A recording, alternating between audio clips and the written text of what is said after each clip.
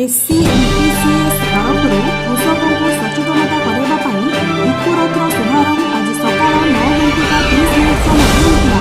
ଉକ୍ତ ରଥକୁ SCMPCSର ସଭାପତି କାର୍ତ୍ତିକେଶ୍ୱର ପାତ୍ରା ଶୁଭାରମ୍ଭ କରିଥିଲେ।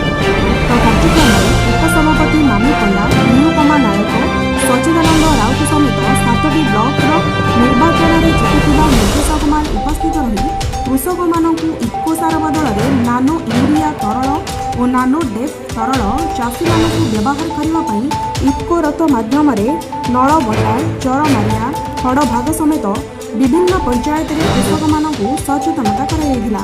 ଉକ୍ତ କାର୍ଯ୍ୟକ୍ରମରେ ଭାରପ୍ରାପ୍ତ ସମ୍ପାଦକ ଅଲେଖନାଥ ପ୍ରଧାନ, କାହ୍ନୁ ବେହେରା ସମେତ ସମସ୍ତ ଷ୍ଟାଫ୍ ଉପସ୍ଥିତ ରହି ସହଯୋଗ କରିଥିଲେ।